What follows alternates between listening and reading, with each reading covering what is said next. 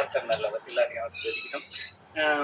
இன்றைக்கு நம்முடைய வேத தியானிப்புக்காக 1 பேதுரு 4வது அதிகாரம் 7வது வசனத்தை குறித்து தியானிப்போம். நம்ம வேத வார்த்தையில கேட்கறவங்களா மாத்திரம் இருக்கக்கூடாது. ஏன்னா எத்தனை பேர் ஜெபிச்சீங்க அதை முதல்ல சொல்லுங்க. அட்லீஸ்ட் ஒரு ஆளா ஜெபிச்சீங்களான்னு பார்ப்போம்.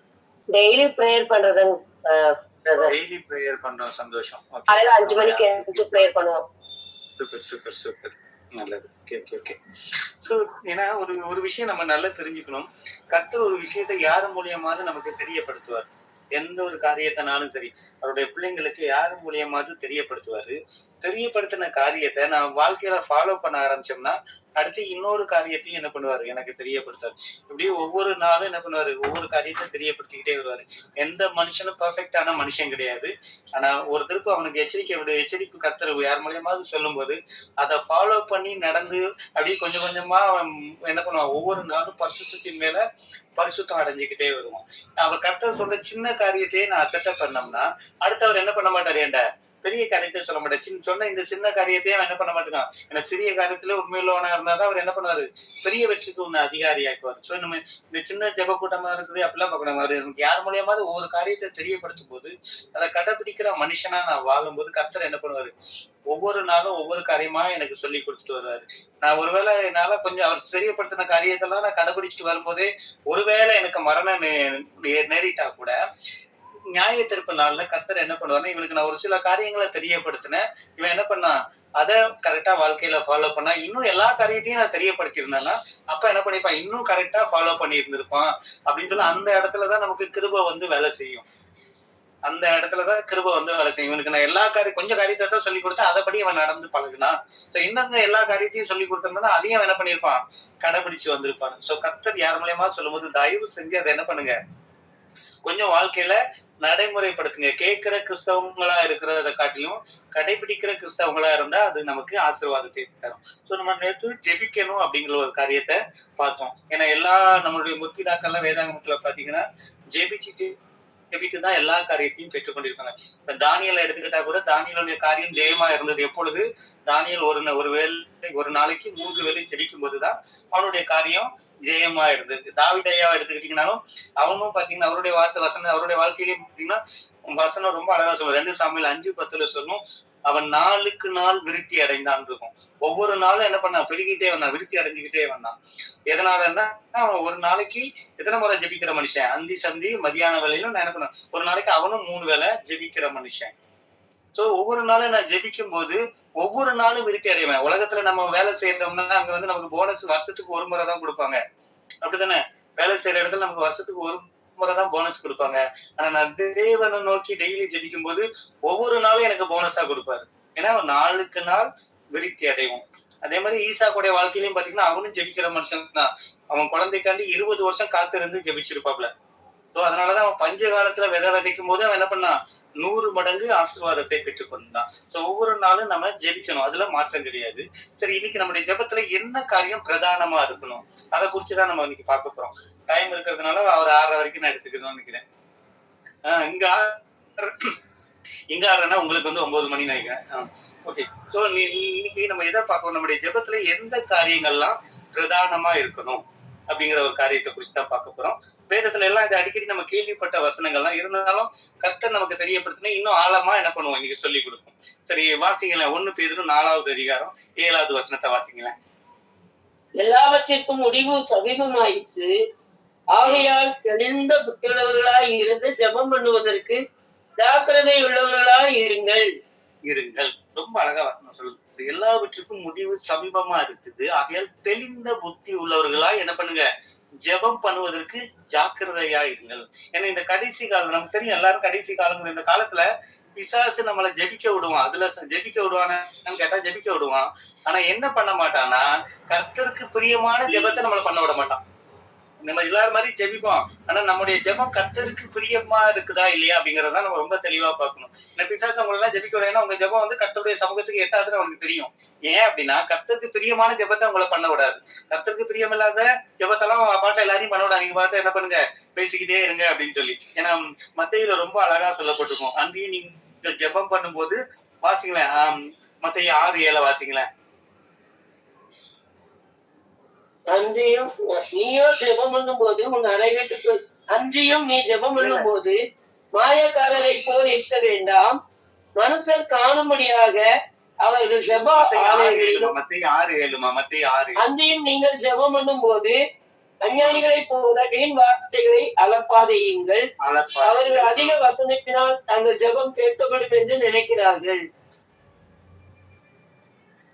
போது உன்னை அஞ்ஞானிகளை போல நீ என்ன பண்ண வேண்டாம், ஜெபிக்க வேண்டாம். வீண் வார்த்தையினால நீ ஜெபிக்கிறான், ரொம்ப நேரம் ஜெபிக்கிறதுனால அந்த ஜெபம் கேட்கப்படும் நினைக்காதீங்க. உங்களுடைய வாயினுடைய வார்த்தைகள் என்னென்னலாம் வரணும், உங்க ஜெபத்துல என்னென்னலாம் இருக்கணும், அதை குறிச்சுதான் போகணும். அதுல ஒரு வார்த்தை அழகா சொல்லுவார், அஞ்ஞானிகளை போல ஜெபிக்க வேணும். அஞ்ஞானிகளை போல முட்டாள்களை போல நீங்க என்ன பண்ணக்கூடாதான், ஜெபிக்க கூடாதுன்னு இயேசு கிறிஸ்து சொல்றாரு. ஏன்னா நம்முடைய ஜெபம் ஞானியோட ஜெபம் மாதிரி இருக்கணும். நம்முடைய ஜெபம் எப்படி இருக்கணும், ஞானியோட ஜெபமா இருக்கும். அப்ப ஞானியோட ஜெபத்துல என்னெல்லாம் இருக்கும், அஞ்ஞானிகளோட ஜெபத்துல என்னெல்லாம் இருக்கும். ஞானியோட ஜெபத்துல என்னெல்லாம் இருக்காது, அஞ்ஞானிகளோட ஜெபத்துல என்னெல்லாம் இருக்காது. அதே இது மத்திய 6:20-32 அழகா சொல்லுவாரு, இவைகள் எல்லாம் அஞ்ஞானிகள் தேடி நாடுகிறார்கள் அப்படின்னு இருக்கும். ஒரு சில காரியங்கள்லாம் அது நம்ம சொல்லியிருப்பாரு, அதை குறிச்சு நம்ம என்ன பண்ணுவோம், அப்படி தியானிப்போம். சோ நம்ம இன்னைக்கு நம்ம என்ன பார்க்கணும், ஞானிகளோட ஜெபத்துல என்னென்ன காரியம் இருக்கும், என்னென்ன காரியம் இருக்காது. அஞ்ஞானிகளுடைய ஜெபத்துல என்னென்ன காரியம் இருக்கும், என்னென்ன காரியம் இருக்காது. முதல்ல கர்த்தருடைய வார்த்தை சொல்றது, அஞ்ஞானிகளை போல நீங்க ஜெபிக்க வேண்டாம். அப்புறம் ஞானிகள் எப்படி ஜெபிச்சிருப்பாங்க அதான் நம்ம பார்க்க போறோம். சரி, வேதாகமத்துல யாரு அதிகமா ஞானின்னு சொல்லி ஒரு மனுஷனை சொல்லணும், யார சொல்லுவோம்? வேதாகமத்துல யார குறிச்சு சொல்லப்படும்? சாலமோன் தான் ஞானி நமக்கு சொல்லப்படும். அப்ப அவனுடைய ஜெபத்துல ஏதோ சம்திங் ஸ்பெஷல் இருக்கும், அப்படித்தானே? ஏன்னா கர்த்தரே சொல்லுவாரு, ஒன்னு ராஜாக்கள் 3:10 பாத்தீங்கன்னா ஒரு அழகா இருக்கும், வாசிங்களேன். 1 ராஜாக்கள் 3:10. 1 ராஜாக்களா?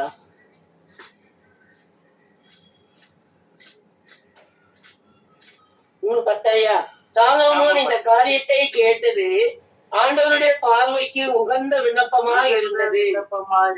சாலமோன் ஏதோ ஒரு காரியத்தை கேட்டிருக்கான், அது கர்த்தருக்கு எப்படி இருந்தது, உகந்த விண்ணப்பமா இருந்தது. கர்த்தரே சொல்றாரு, அப்பா இவன் ஜெபிச்சாயா, இவன் ஜெபத்துல ஒரு காரியத்தை கேட்டான், அந்த காரியம் என்னது, எனக்கு உகந்ததா இருந்தது, எனக்கு பிடிச்சதா இருந்தது. இவன் ஏதோ ஒரு காரியத்தை விண்ணப்பம் பண்ணா, அந்த காரியம் எனக்கு பிடிச்ச காரியத்தை என்ன பண்ணிருக்காப்ல, சாலமோன் கேட்டிருக்காப்ல. சரி, முதல்ல சாலமோன் என்ன கேட்டாருங்கிறதுக்கு பதிலா என்னெல்லாம் கேட்கலங்கிறத முதல்ல பார்ப்போம். ஏன்னா வசனம் சொல்லு, அஞ்ஞானிகளை போல நீங்க ஜெபிக்க வேண்டாம், ஞானிகளை போல ஜெபிங்கன்னா, முதல்ல அவன் என்னென்ன காரியத்தை எல்லாம் அவன் கேட்கல அப்படின்னா, அவன் என்னென்ன காரியத்தை கேட்கலன்னா, முதலாவது 11வது வசனத்தை வாசிங்களேன். 1 ராஜாக்கள் 3:11 வாசிங்களேன். இந்த காரியத்தை தேவன் அவனை நோக்கி, நீடித்த நாட்களை கேளாமலும் ஐஸ்வர்யத்தை கேளாமலும் உன் சத்துருக்களின் பிராணனை கேளாமலும் நீ இந்த காரியத்தையே பாத்தீங்கம்மா, கொஞ்சம் அப்படின்னு பாத்தீங்க. இதுல ஒரு 3 காரியத்தை அழகா சொல்றாரு, நீ இந்த காரியத்தெல்லாம் கேட்கலப்பா அப்படின்னு. ஒரு ராஜாவா இருந்தா ஒரு ராஜாவுக்கு கண்டிப்பா ஆசை இருக்கும், நான் என்ன பண்ணுவேன், நெடுநாள் ஆட்சி செய்யணும், நெடுநாள் நான் ஆட்சி செய்யணும்னா நான் நெடுநாள் உயிரோட இருக்கணும், ஆரோக்கியமா இருக்கணும்னு எல்லா ராஜாக்களும் நினைக்கக்கூடிய காரியம். ஆனா சாலமோன் என்ன பண்ணலையா, அவன் நீடித்த நாட்களை கேட்கல. 2வது அவன் என்னத்தை கேட்கல, ஐஸ்வர்யத்தையும் கேட்கல. ஏன்னா ஒரு அரசன் ஆட்சி செய்யணும்னா என்ன வேணும், முதல்ல பணம் பலம் வேணும்.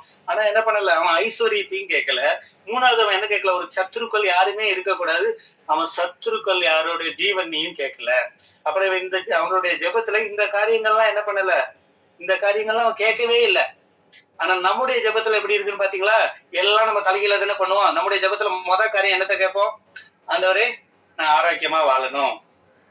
அடுத்து என்ன கேட்போம், எனக்கு நல்ல வேலையை கொடுங்க, நல்ல காசை கொடுங்க, நல்ல பணத்தை கொடுங்க, கேட்போமா இல்லையா? அடுத்து 3வது ஒரு காரியத்தையும் கேட்போம். சாலமோன் இந்த காரியத்தை எல்லாம் கேட்கல.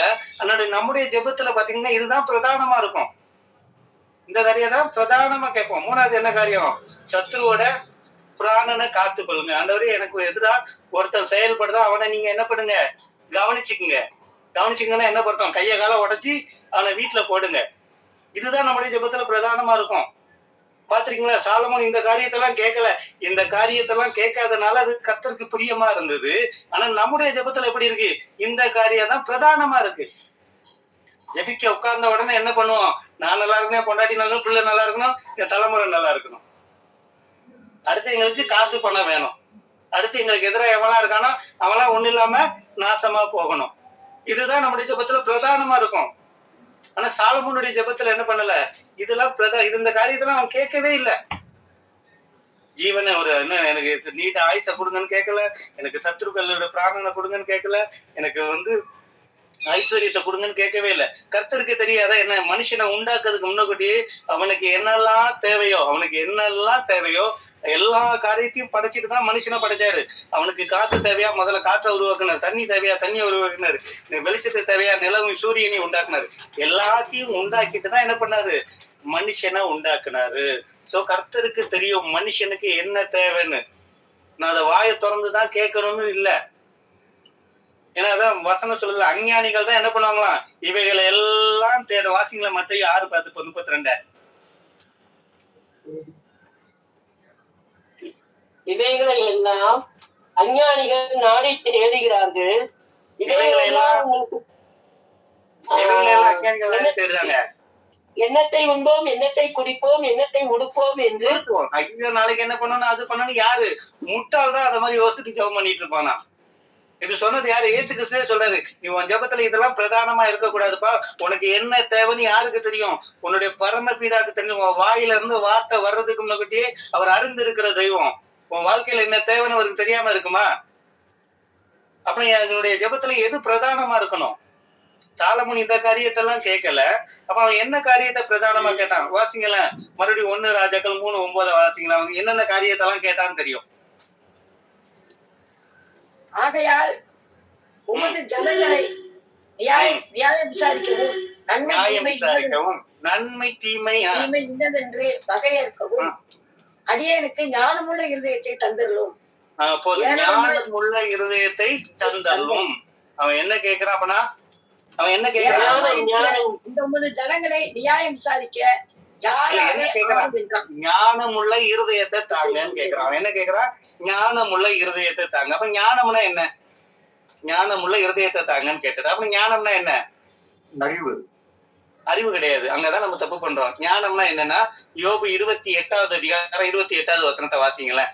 ஞானம்னா என்னன்னு அதுல ரொம்ப தெளிவா கொடுத்திருக்கும்.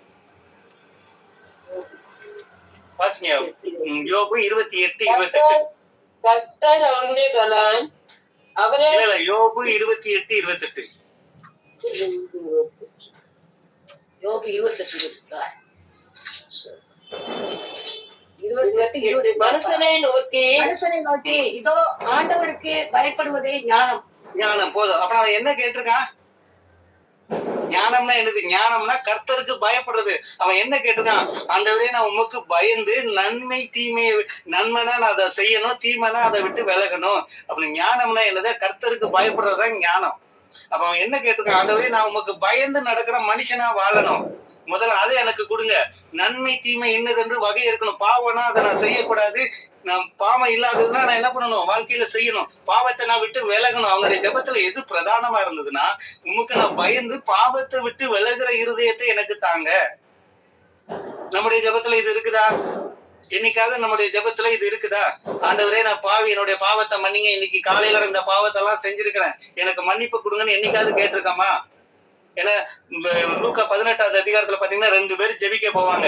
2 மனுஷங்க ஜெபிக்க போவாங்க, பரிசேயனும் ஆயக்காரனும். அதை எடுங்களேன். அப்படி லூக்கா 18 எடுங்க, 10வது வசனத்துல இருந்து வாசிங்களேன். அப்படி லூக்கா 18 எத்தனையா? 10 நிறுத்தி வாசிங்க. ஒவ்வொரு வார்த்தையும் நிப்பாட்டியே வாசிங்கம்மா. ஒவ்வொரு வார்த்தையும் நிப்பாட்டியே வாசிங்க. என்ன பண்றாங்க 2 பேரு? 2 பேர் ஜெபம் பண்ணி எங்க போறாங்களா? 2 பேர் ஜெபம் பண்ணி எங்க போறாங்க? தேவாலயம். இது தப்பா ரைட்டா? இது தப்பா ரைட்டா? கரெக்ட். அப்ப 2 பேரும் ஜெபம் பண்றதுக்கு கரெக்டா ஆலயத்துக்கு தான் போறாங்க. ஏன்னா ஆலயத்துல ஏறெடுக்கிற படிக்கிற எல்லா ஜெபமும் என்ன பண்ணும்? எல்லா ஜெபமும் கேட்கப்படும். அப்படித்தானே? ஆலயத்துல போய் பண்ற ஜெபம், எல்லா ஜெபமும் கர்த்தருடைய சமூகத்துக்கு எட்டும். அந்த ஜெபம் எப்பொழுதும் கேட்கப்படும். நல்ல வேதாகமத்தை எடுத்து பாத்தீங்கன்னா, யாரெல்லாம் ஆலயத்துல போய் ஜெபிச்சிருப்பாங்களோ அந்த ஜெபம் எல்லாமே கேட்கப்பட்டிருக்கும். ஒரு ஜெபம் கூட கேட்கப்படலன்னே இருக்காது.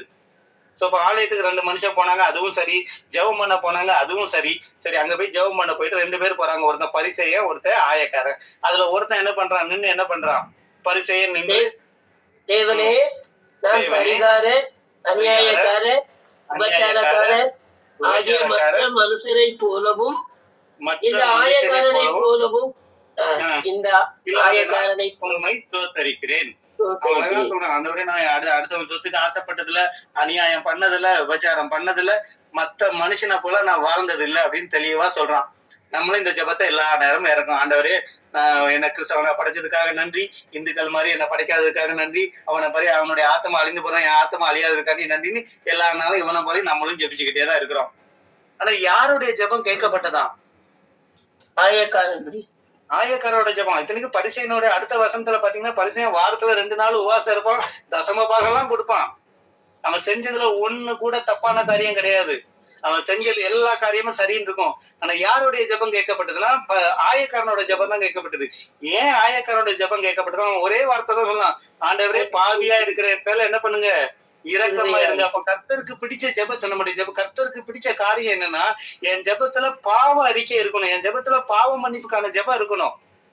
கர்த்தருக்கு நான் பயந்து பாவத்தை விட்டு விலகி ஓடுகிற இருதயத்தை எனக்கு தாங்கன்னு சொல்லி சாலமோன் கேட்டான். அது நிமித்தம் அந்த ஜெபம் எப்படியா இருந்ததுதான்? கர்த்தருக்கு பிரியமா இருந்தது. என்னுடைய ஜெபத்துல இதெல்லாம் இருக்குதா? என்னைக்காவது நான் ஜெபிச்சிருக்கிறேனா, ஆண்டவரே என்னுடைய பாவத்தை மன்னிங்க? என்னைக்காவது என் வாழ்நாள்ல ஒரு நாள் ஜெபம் எடுத்தவொடனே நான் என் பாவம் மன்னிப்புனால என்னைக்காவது ஜெபிச்சிருக்கிறேனா? நான் அப்படி ஜெபிச்சிருந்தா அந்த ஜெபம் கர்த்தருக்கு பிரியமான ஜெபம். ஏன்னா மனம் திரும்புகிற ஒரு பாவி நிமித்தம் தான் பரலோகம் சந்தோஷம் அடையுமா. நான் வீடு வாங்குறதுனாலயோ, எனக்கு வேலை கிடைக்கிறதுனாலயோ, எனக்கு சொத்து வர்றதுனாலயோ பரலோகம் சந்தோஷம் அடையாது.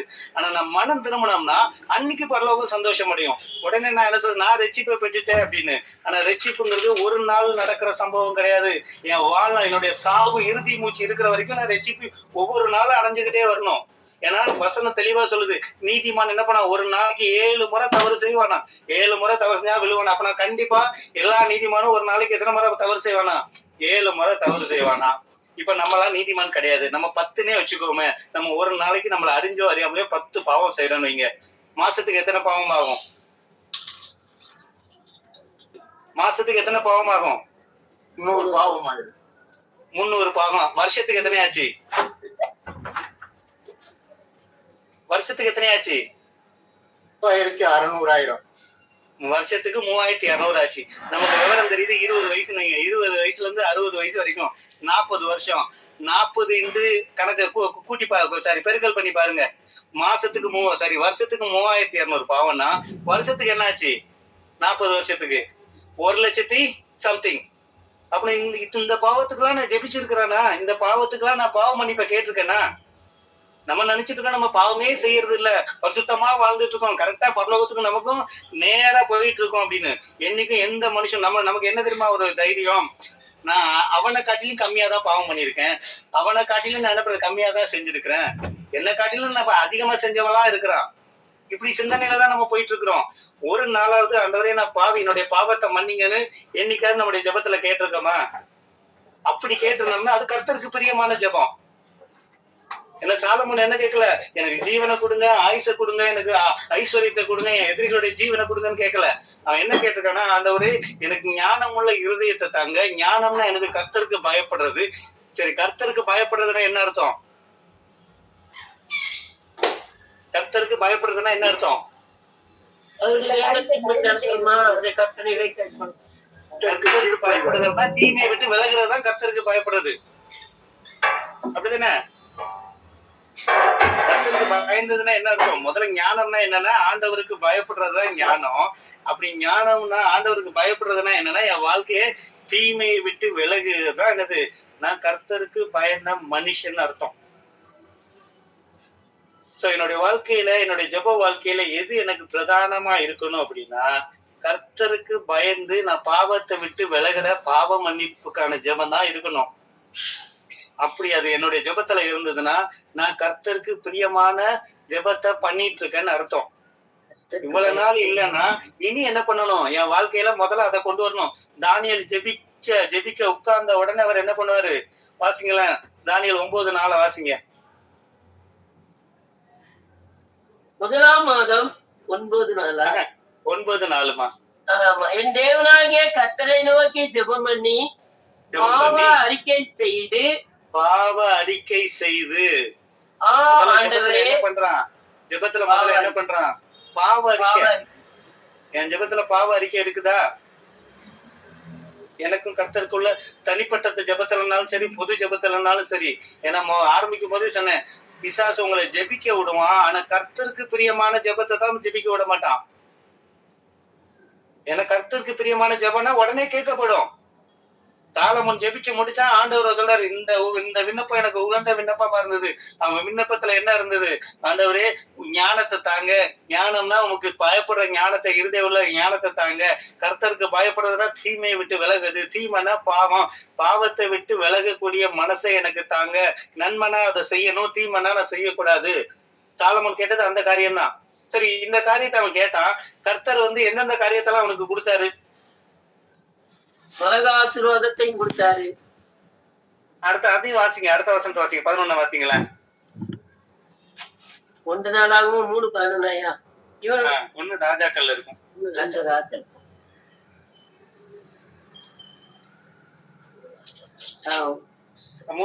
வாசிங்க. இதுல 12 நினைக்கிறேன். ஆகையினால் தேவன் அவனை நோக்கி, நீ உனக்கு நீண்ட நாட்களை கேளாமலும் ஐஸ்வர்யத்தை கேளாமலும் உன் வார்த்தைகளின்படி செய்தே ஞானமும் உணர்வும் உள்ள இருதயத்தை உனக்கு தந்தே, இதுவே உனக்கு சரியானவன். உனக்கு முன் 13 வாசிங்க. 13 வாசிங்க. இதுவும் அன்றி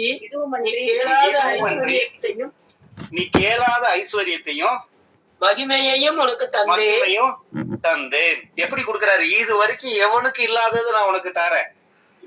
நான் பாவ மன்னிப்பு ஜெபம் நான் கேட்டேன்னா, நான் கேட்காத ஐஸ்வர்யத்தையும் தருவாரு, நான் கேட்காத மகிமையும் தருவாரு. அதான் நீதிமொழிகள்ல ரொம்ப அழகா சொல்லப்பட்டிருக்கோம். அதிகாலையில என்னை தேடுகிறவன் என்ன பண்ண, என்னை கண்டடைவான், அவனுக்கு நான் என்ன பண்ணுவேன்? கனத்தையும் மகிமையும் கொடுப்பேன். நான் இதெல்லாம் கேட்கணும்னு அவசியமே இல்லை அவருக்கு. ஆனா அவருக்கு பிடிச்ச மாதிரி என் ஜெபம் இருந்ததுன்னா போதும். நான் கேளாத ஐஸ்வர்யத்தையும் எனக்கு கொடுப்பாரு, நான் கேளாத கனத்தையும் எனக்கு அவர் கொடுப்பாரு.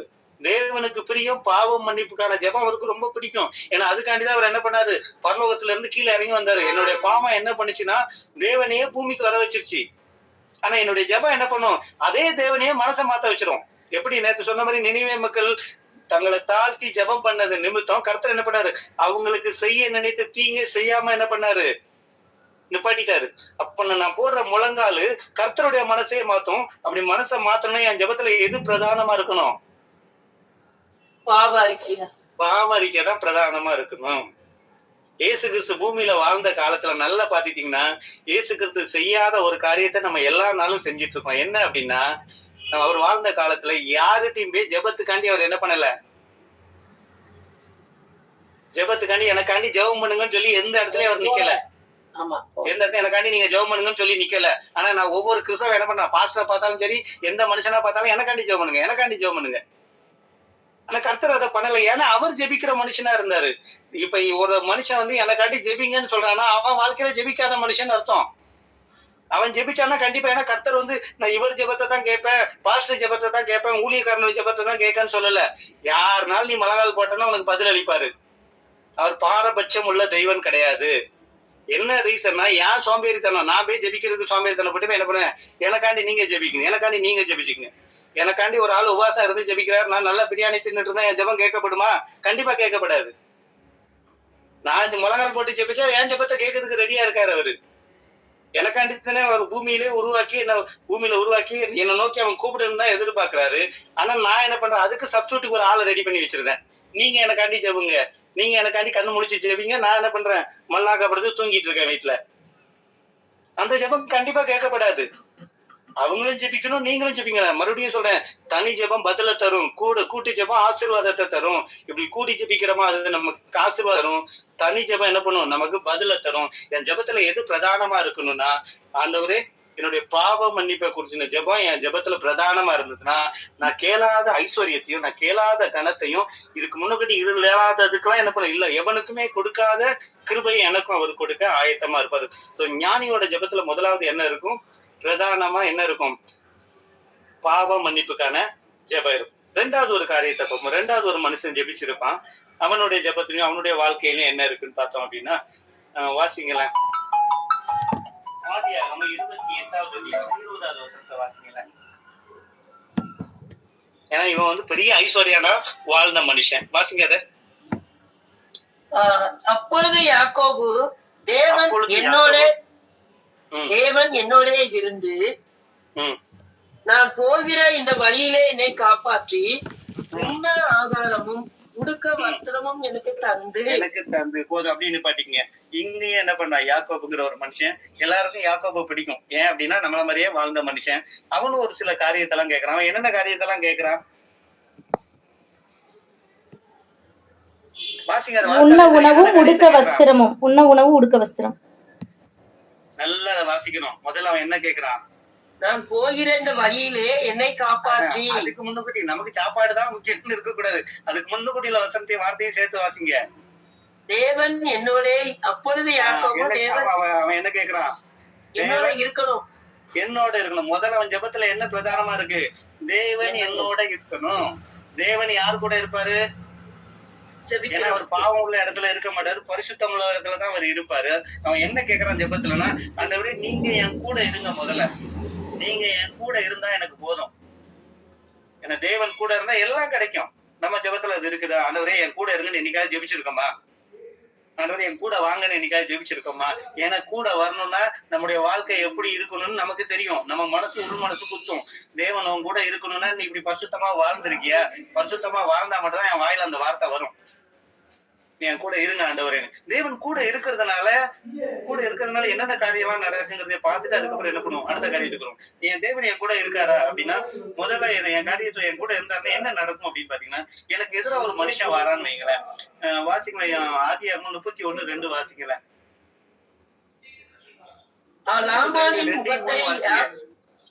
லாபானின் முகத்தை யாக்கோபு பார்த்தபோது நேற்று முந்தைய நாள் இருந்ததோ இராமல் வேறுபட்டிருக்க கண்டான். கர்த்தர் யாக்கோபை நோக்கி அப்படி நிப்பாட்டிங்க போதும். அதாவது லாபானோட முகம் மாறுபட்டிருக்கு. யாக்கோபு போய் அதை காண்டி ஜெபிச்சானா? ஆண்டவரே எனக்கு எதிராக மூஞ்ச தூக்குறான்னு என்னைக்காவது ஜெபிச்சானா? ஆனா தேவன் அவன் கூட இருந்ததுனால யாக்கோபுக்கு விரோதமா லாபான் நினைக்கும் போது கர்த்தர் எப்படி பாக்குறாரு? அது அவருக்கு விரோதமான காரியமா பாக்குறாரு.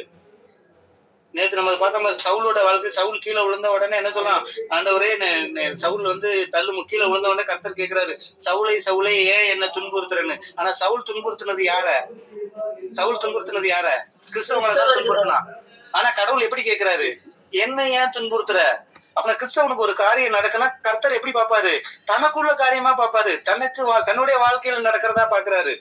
அதான் தேவன் என் கூட இருக்கணுங்கிறது. ஒவ்வொரு உண்மையான கிறிஸ்தவனுக்கு ஏதாவது ஒரு காரியம் விரோதமான ஒரு காரியம் நடக்குன்னா தேவன் அதை எப்படி பாப்பாருன்னா, தன்னுடைய பிள்ளைக்கு தனக்கு நடந்த மாதிரி பாப்பாரு. அதான் உன்னை தொடுகிறவன் என் கண்மணியை தொடுகிறான். உன்னை ஒருத்தன் தொட்டானா அவன் உன்னை தொடல, இயேசு கிறிஸ்துவ தொடுறான். அதான் கேட்கிறாரு, நீ கிறிஸ்தவனதான் அவன் கொடுமை பண்ண, என்ன ஏன்பா நீ துன்பப்படுத்துற? அதேதான் இங்கேயும், நீ எனக்கு விரோதமா ஏன் உன் முகத்தை வேறுபாடு வச்சிருக்கிற? யாக்கோபு என்ன பண்ணல, ஆண்டவரே என் மாமனார் எனக்கு விரோதமா செயல்படுறாரு, மூஞ்ச தூக்குறாருன்னு ஒரு நாளும் ஜெபிக்கல. அவன் மூஞ்ச தூக்குன அடுத்த நிமிஷம் கர்த்தருடைய வார்த்தை வருது, நீ என்ன பண்ண? உடனே கிளம்பு. சோ தேவன் என் கூட இருக்காருன்னா அந்த காரியம் நடக்கும். எப்படி யோசேப்பு ஜெயில இருந்தாரோ, ஜெயில இருக்கும்போது வசனம் சொல்லுது யோசேப்போடு தேவன் இருந்தாரு. யோசேப்போடு என்ன பண்ணாரா? தேவன் இருந்தாரு. அவன் கூட இருந்தது நிமித்தம் சிறைச்சாலையுடைய தலைவனுடைய கண்களுக்கு என்ன கிடைச்சது? தயவு கிடைச்சது, கிருபை கிடைச்சது. அந்த கடைசி வசனத்தை வாசிங்களேன், 23 வாசிங்களேன். 39 அவனோட இருந்தபடியினாலும் கர்த்தர் அவனோடு இருந்தபடியினால் அவன் எதை செய்தானோ அதை கர்த்தர் வாக்கியம் பண்ணினாலும். ஏன் அவன் யோசேப்போட வாழ்க்கைய எப்படிப்பட்ட வாழ்க்கைன்னு தெரியும். ஒரு பாவம் செய்யறதுக்கு ஒரு அழகான ஒரு வார்த்தையை சொல்லுவாப்ல, இந்த பொல்லாப்பான காரியத்தை நான் செய்ய மாட்டேன். தேவன் அவன் கூட இருந்தாரு. அவன் கூட இருந்தது நம்ம அவன் காரிய சித்திய உள்ளவனா இருந்தான். என் வாழ்க்கையில நான் செய்யற காரியங்கள் எல்லாம் ஆசீர்வாதமா இருக்கணுமா, நான் செய்யற காரியம் சக்சஸ் ஆகணுமா, தேவன் என் கூட இருக்கணும். தேவன் என் கூட இருக்கணும்னா பாவம் இல்லாத வாழ்க்கையை நான் வாழ்ந்து பழகணும். என்னுடைய ஜெபத்துல பாவ மன்னிப்புக்கான ஜெபம் இருக்கணும். என்னுடைய ஜெபத்துல பாவம் இல்லாத வாழ்க்கையை நான் வாழ்றதுக்குள்ள பலத்தை கேட்கணும். கேட்டா கர்த்தர் என்ன பண்ணுவாரு? என் கூடயே டிராவல் பண்ணுவாரு. அப்படி கூடயே டிராவல் பண்ணாருன்னா, இப்ப ஒண்ணுல யோசேப்பு ஜெயில இருந்தாரு. யோசேப்பு ஜெயில இருந்தது, கர்த்தர் அவர் கூட இருந்தாரு. கர்த்தர் அவர் கூட இருந்தா அது அவனுக்கு பனிஷ்மெண்டா? ஜெயில அவனுக்கு இருக்கிறது தண்டனையா இல்லையா? தண்டனை கிடையாது. ஏன்னா கர்த்தர் அவன் கூட இருக்கிறாரு. உலகத்தை படைச்ச கர்த்தர் அவன் கூட இருந்ததுனால அது அவனுக்கு தண்டனை கிடையாது. நமக்கும் அதேதான். கர்த்தர் என் கூட இருந்தா எனக்கு எந்த பனிஷ்மெண்ட்டும் இல்ல. நம்மளா ஐயோ யோசேப்பு போய் ஜெயில போட்டாங்க, கிடையாது. கர்த்தர் அவன் கூட இருந்தது நிமித்தம் அவனுக்கு எல்லா காரியமும் ஜெயில வேற என்ன காரியங்க செய்ய முடியும்? அவன் காரிய சித்தி உள்ளவனா இருந்தானா ஜெயில என்ன காரியம் நம்ம செய்ய முடியும்? என்னைக்காவது யோசிச்சிருக்கோமா? ஏன்னா கர்த்தர் அவன் கூட இருந்தா அவன் என்னென்ன வேலை செய்யறானோ எல்லா மனுஷ கண்களையும் கிருபை கிடைக்குது, என்னென்ன காரியம் செய்யற எல்லாம் சக்சஸ் ஆகுது. கர்த்தர் அவன் கூட இருந்து ஒவ்வொரு நாளும் வழி நடத்திட்டு வந்தாரு. சோ கர்த்தர் என் கூட இருந்தானா எனக்கு கஷ்டமே வந்தாலும் அது எனக்கு கஷ்டமா தெரியாது. ஏன்னா கர்த்தர் என் கூட இருக்கிற. அடுத்த காரியம் என்ன அப்படின்னா, கர்த்தர் என்ன பண்ணணும், என் கூட இருக்கணும். கர்த்தர் என்ன பண்ணணும், என் கூட இருக்கணுங்கிற காரியத்தையும் கேட்கணும். இன்னும் அடுத்து நம்ம மத்த 2 காரியங்கள் இருக்கு. அது என்ன பண்ணும், கர்த்தர் சித்தமானால் நாளைக்கு பார்ப்போம். கர்த்தர் உங்களே ஆசீர்வதிப்பார்.